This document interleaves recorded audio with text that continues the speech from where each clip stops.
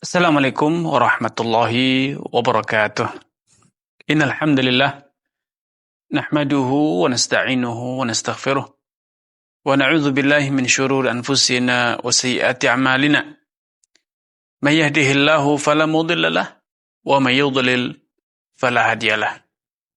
Asyhadu an la ilaha illallah wahdahu la syarika lah wa asyhadu anna Muhammadan abduhu wa rasuluhu amma ba'd.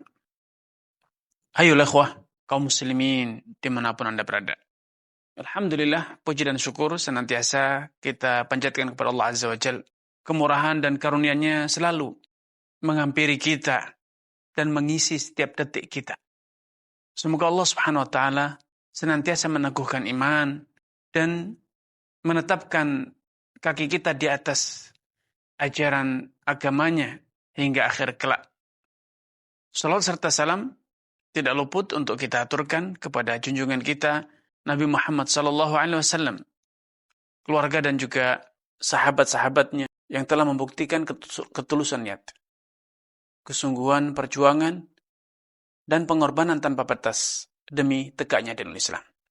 Semoga Allah Subhanahu Wa Taala berkenan mempersatukan kita dengan sahabat Rasulullah SAW kelak di dalam jannahnya. Amin ya rabbal alamin. Kaum muslimin, kala itu peradilan yang betul-betul jujur. Tidak ada kamuflase, tidak ada manipulasi, tidak ada rekayasa. Dan Anda pun juga tidak lagi bisa menyembunyikan fakta. Kenapa demikian? Karena yang akan bersaksi dan menceritakan dengan fasih setiap yang Anda ucapkan, setiap yang Anda amalkan adalah raga Anda sendiri. Al-yawma nakhtimu ala afwahihim. Pada hari ini kata Allah, di saat semua manusia dihisab, dimintai pertanggungjawaban, lisan manusia, mulut manusia akan ditutup oleh Allah Subhanahu wa taala. Nakhtimu ala afwahihim wa tukallimuna aydihim wa arjuluhum. Sedangkan yang akan berbicara saat itu adalah bukan mulut lagi, bukan lisan lagi. Tetapi tangan dan kaki semuanya akan menceritakan apa yang pernah dilakukan. Untuk apa tangan dan kakinya, kemana dia melangkah, untuk apa dia gunakan tangannya, apa yang dia genggam, apa yang dia tulis. Semua anggota tubuhnya masing-masing akan bersaksi, menceritakan secara detail apa yang pernah Anda lakukan.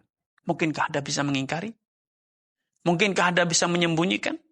Semasa di dunia bisa saja Anda berkamuflase, bermuka dua, bersandiwara, ya.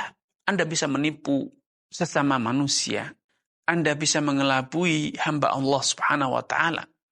Anda bisa bermuka dua di hadapan orang, tetapi di hadapan Allah, di saat peradilan Allah ditegakkan, tidak demikian.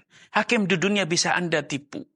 Hakim di dunia bisa Anda rekayasa dengan kemampuan Anda bersilat lidah, mengatur kata-kata, argumen, narasi, dan data yang Anda miliki untuk kemudian Anda bisa menangkan peradilan, tapi di akhirat tidak demikian. Ketika Anda menyembunyikan apa yang ada dalam diri Anda, apa yang ada dalam jiwa Anda, kemudian Anda berusaha menampilkan wajah yang ramah, wajah yang soleh, Anda berkata-kata yang manis untuk menutupi kotornya jiwa Anda, untuk mengemas buruknya niat Anda, maka kata-kata yang manis, rekayasa yang Anda buat, sandiwara yang Anda rencanakan, semuanya itu akan sirna. Kenapa? Karena semuanya akan terbuka, semuanya akan tersingkap, dan semuanya akan disuguhkan, dipaparkan dengan jelas tanpa ada yang tersembunyi atau tersamarkan sedikit pun. Bahkan kata Nabi, awalun nas yuqda yaumal qiyamah thalatha. Akan ada 3 golongan orang, mereka menjadi orang pertama yang dihisab di hadapan Allah Subhanahu wa taala. Siapakah mereka? Apakah para pencuri, para koruptor, para pembunuh berdarah dingin, para pelacur? Bukan. Bukan para penjahat yang dengan terang-terangan melakukan kejahatannya. Tetapi mereka adalah orang-orang yang semasa hidup di dunianya dengan begitu rapih, Dengan begitu terencana mereka memanipulasi, menipu masyarakat banyak. Berpenampilan seperti orang soleh. Berperilaku seperti ahlul jannah. Bertutur kata yang manis semanis madu. Padahal hatinya tidaklah sedemikian. Hatinya buruk, hatinya hitam, hatinya kejam. Hatinya bengis. Siapakah ketiga orang tersebut? Rajulun ustushhida. Fa'utiya bihi fa'arrafahu ni'amahu fa'arrafaha. Orang yang pertama adalah orang yang begitu hebat bersandiwara.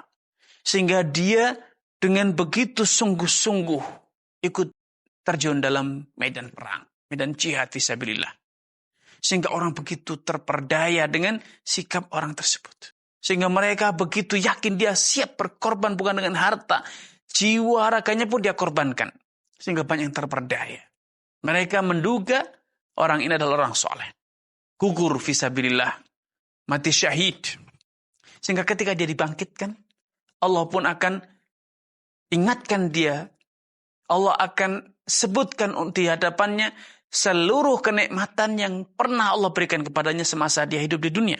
Kemudian Allah bertanya kepada dia, Ma'amil tafiha, apa yang kau kerjakan dengan nikmat tersebut? Untuk apa kenikmatan-kenikmatan yang aku berikan kepadamu tersebut engkau gunakan? Maka dia mengatakan, qataltu fika hatta qutilt. Dan lain hatta stushhid. Wahai Rabb, aku berjihad. Aku gunakan semua kenikmatanmu itu untuk berjihad di jalanmu. Hingga akhirnya aku gugur mati syahid. Maka kata Allah, kadzabt. Engkau berdusta. Engkau menipu. Engkau bersandiwara. Walakin qatalta liyuqala huwa jari. Engkau berperang. Engkau berjihad. Bukan karena mengharap pahala Allah. Bukan karena ingin agar Islam jaya. Agar bendera Islam berkibar di muka bumi. Agar hukum Allah tegak, tidak. Bukan itu yang engkau cari. Kepentingan pribadimu. Yang engkau kemas. Engkau bungkus sedemikian rupa dengan rapih. Sehingga orang mengira engkau berjihad fisabilillah ingin menegakkan agama Allah. Padahal sejatinya engkau berperang untuk mencari keuntungan pribadi. Mendapat status sebagai seorang pahlawan. Sebagai seorang pemberani. Sebagai seorang jagoan. Dan itu telah engkau dapat di dunia. Orang telah menggelarimu sebagai seorang pahlawan. Masyarakat telah mengenalmu sebagai seorang pemberani. Masyarakat telah mengacungkan jempolnya kepadamu. Sebagai apresiasi akan keberanian dan kepahlawananmu. Dan itu telah engkau dapat di dunia. Adapun akhirat. Adapun pahala. Adapun kerana Allah. Adapun tegaknya agama Allah ataupun tidak. Adapun jayanya Islam atau tidak. Itu sama sekali tidak terbetik dalam diri. Maka apa yang terjadi? Summa umira bihi fasuhiba ala wajhihi hatta ulqiya finnar. Orang itu pun akhirnya diperintahkan Allah SWT untuk diseret. Diseret wajahnya di bawah, diseret dengan kakinya. Kemudian ia pun dicampakkan, diceburkan ke dalam neraka jahanam. Na'udzubillah. Orang yang terus berusaha mencari keuntungan dunia. Sampai pun agamanya, ibadahnya pun dia gadaikan. Dia jadikan, dia berinvestasi untuk dunianya. Sampai pun dengan ibadahnya. Ibadahnya dianggap sebagai investasi untuk mendapatkan keuntungan. Keuntungan di mana? Di dunia. Karena itu khatul iman. Marilah kita terus berusaha menjaga kesucian dan kebersihan jiwa kita. Agar hanya ada satu kepentingan.